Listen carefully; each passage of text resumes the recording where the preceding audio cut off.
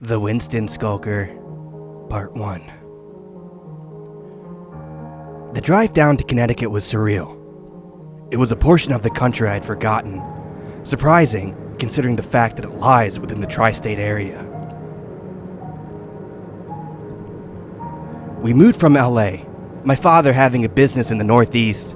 His job had promoted him and required him subsequently to make the move closer to the workplace HQ. I'm writing this story to have a place to recount my suppressed memories and notify others of my accounts. I remember the initial drive to Winston, the town in which we moved to, passing a Dunkin' Donuts and McDonald's, followed by a gas station. It's a quaint town, all of the businesses essentially only existing on the main street, suburbs scattered around the surrounding areas. What I found weird was the fact that our house existed on the outskirts of the town.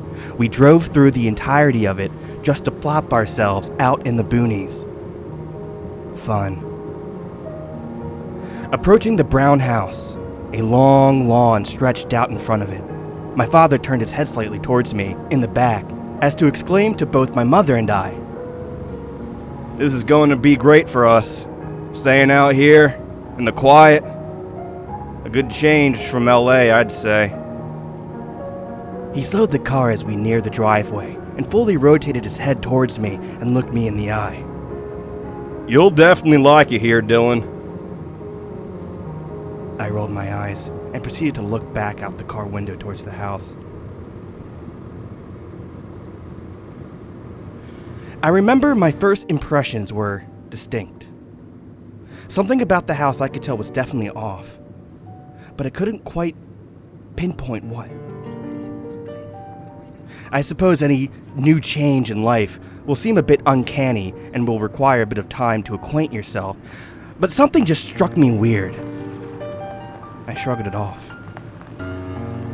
The car rolled to a stop after we slowly ran across a pebble driveway. We had to go slow, otherwise a rock would have penetrated the tire and we'd be in a world of shit. I delayed exiting the car to collect my belongings. Reaching for my suitcase, I noticed a note slightly obscured from sight. Picking it up, I examined it. A scrawl of writing laid upon it. Feed. Puzzled, I stared back at the note in shock. Where did this come from? Had I written this? On a side note, I had been diagnosed with BPD and high-functioning Asperger's syndrome when I was younger. I am prone to manic episodes in which I tend to forget my doings during the day. The doctor had prescribed me a cocktail of medications to take orally every day. I count at least 15 pills. Yeah. Yikes. I suppose I could have written this note, but I stuffed it into my pocket anyway, to look at later during sad hours, when I'm lying in bed staring at the wall, as I usually do every night. Exiting the car, I was met with the most pungent smell, something I couldn't exactly place at first. And then I had realized it smelled similar to a dank pond full of lily pads and algae. Except, it was more musty and humid than I remember it being. As my parents unpacked the car to bring everything inside, I decided to explore and try to find the source of this smell. They seemed not to notice it whatsoever. I pulled a tall wooden gate open and was met with the backyard.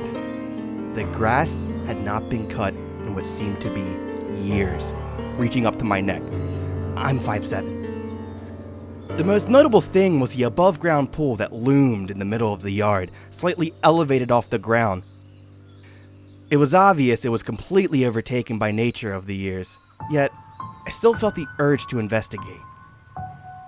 My pocket rumbled, but I ignored it.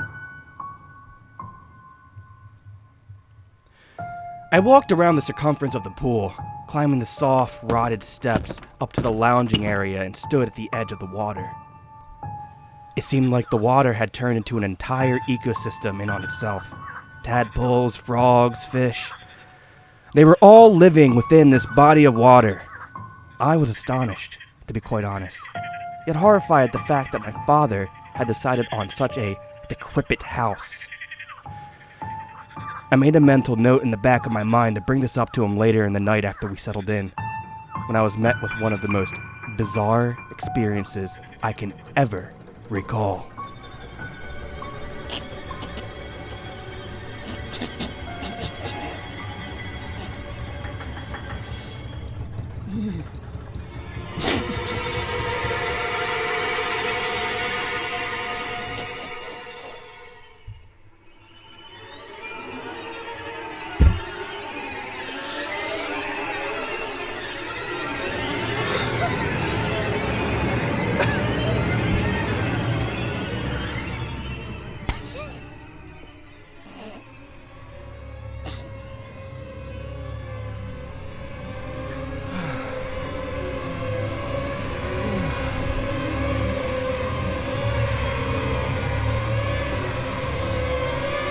From the water, it seemed a voice emanated. At first, I couldn't decipher where it had come from, but I had a vague idea, although I didn't want to believe it. A bubble surfaced and popped next to a lily pad, scattering the surrounding objects floating, and another voice appeared.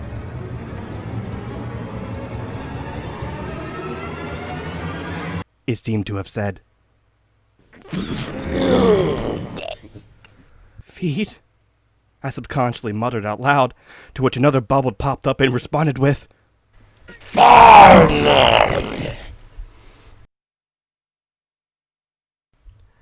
Winston Skulker, Part 2. Update. I didn't realize my first post would blow up as much as it did.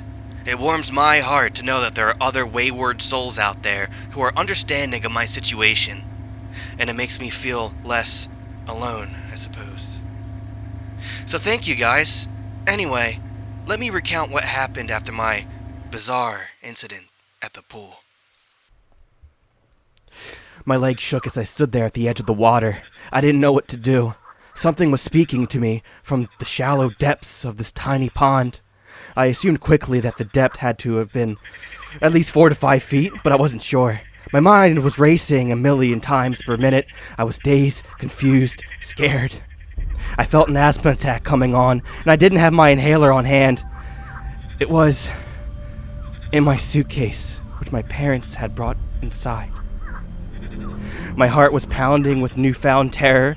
I willed my legs to move. I thought I was running as fast as I could, but I realized my muscles were too tense to properly function.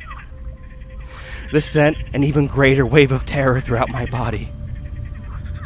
This thing in the pool could hurt me, and I needed to get out of there, now! Slowly, I witnessed a mass rise out of the water.